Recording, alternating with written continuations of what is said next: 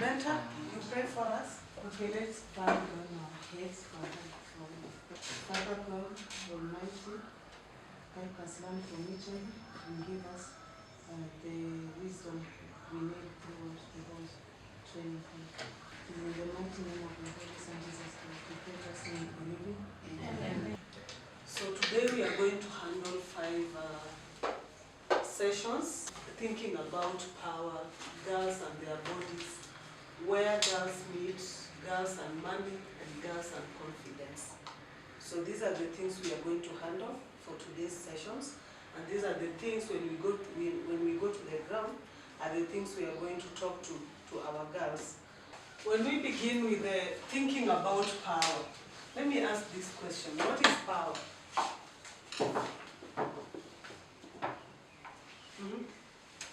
Okay, what with the word itself, I think it's all about the ability or the capacity that is in you, which you believe you can do something or act in a certain way.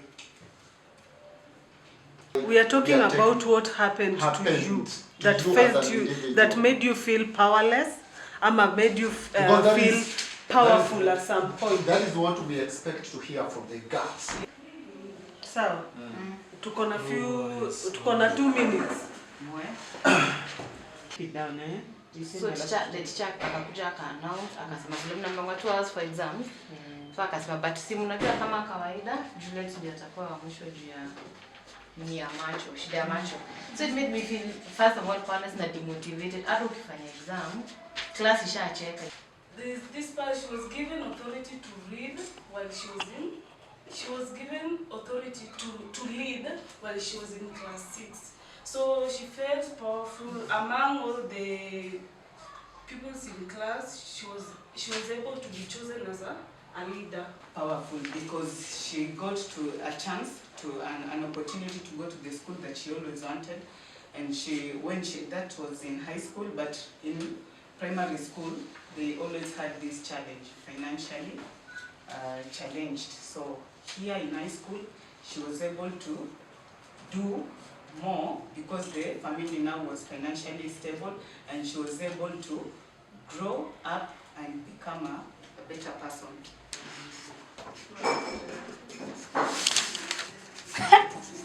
Check. I'm feeling powerless and be down. How am I putting this? 1 GB, no hips. No hips. I had. No hips. Zilikuwa na kile kidogo. Walikuwa tu straight. We met this certain friend of my dad, and he was like, undio kijana wako, alimistake. Akakuita kijana. Kijana wako. Unajua pia hiyo time football ilikuwa imeingia, so I used to dress up like a boy kiko flat. So Group 1 decided to start with the beautiful and the hair part. So someone told a beautiful lady from this group that you have a long and beautiful hair. That was a positive comment, right? Yeah. If someone tells you such kind of thing as a lady, you feel like, mimi siambiliki, sishikiki, sisemeki. True or false? True. She was being referred to as kifaru. Kifaru meaning a very huge body. So that one was demoralizing. Yeah. Another one, this one was judged because of the skin color. When in school, as much as we encourage watoto wacheze ball, kuna kitu ina missing guidance hapo. Now some of them, the worst part, hizo balls ni za wale coaches wao. Ni kweli. So there's something. Is it safe? And I think mtoto atafeel ni safe juu yeye huenda kucheza ball. Exactly. But sasa we the adults, what do we see in it? Yeah. How she spends her money, and then who influences how she gets or spends her money. Now that about spending, now that she's an independent lady, like she spends, no one influences how she spends. Yeye mwenyewe ndio anaamua vile ana spend. And then who influences how she gets her money? Let's say maybe akona mentors in the field, what influence skills ya kwenda kupata. Very strong point. Not 5 marks. Kwa nini niko na We want to start the session.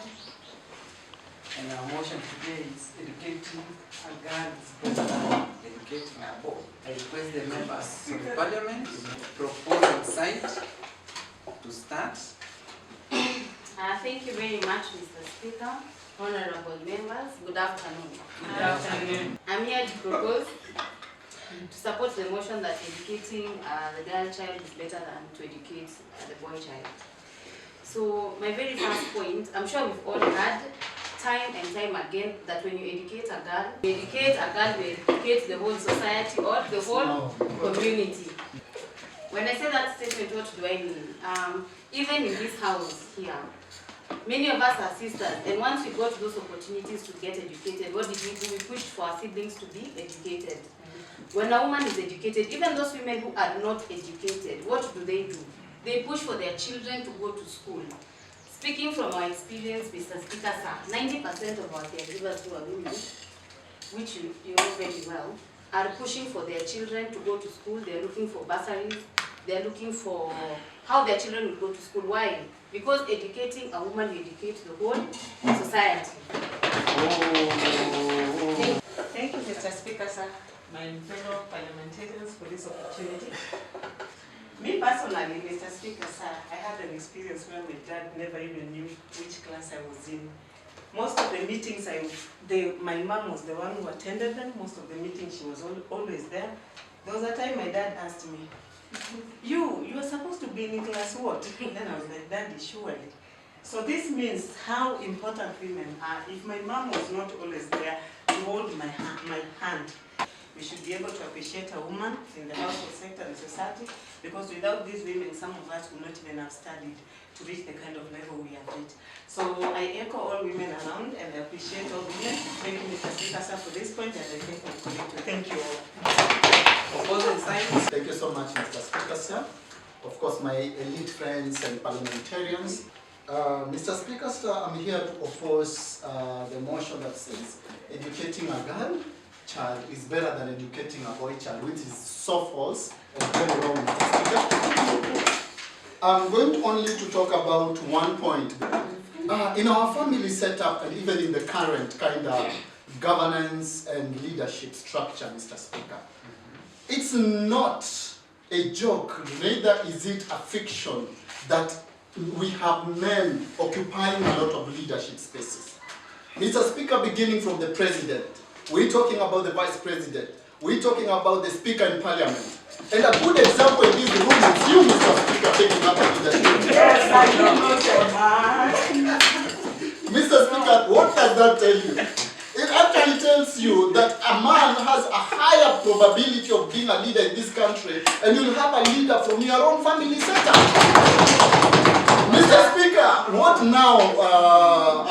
now hinders? What would actually hinder for a family setup that includes a mother, a father, and kids to invest in a man, knowing that it's a high probability that the same man they're investing in education is going to be a leader in this country, Mr. Speaker?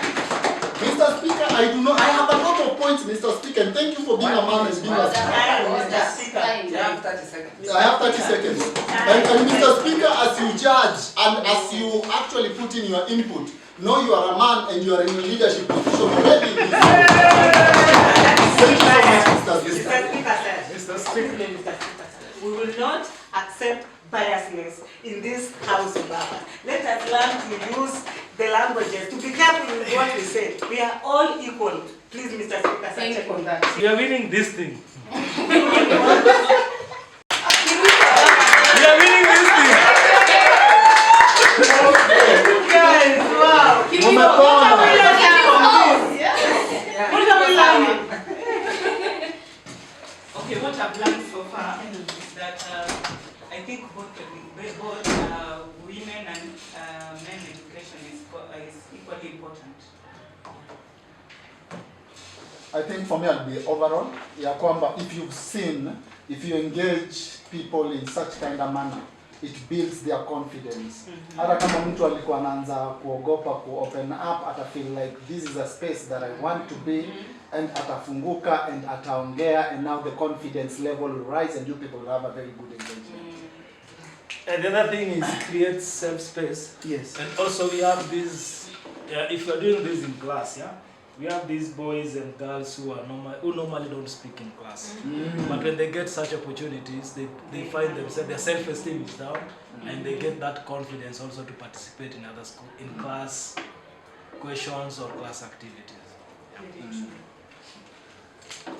Clap for yourselves. You're winning this one. Right, you're winning also.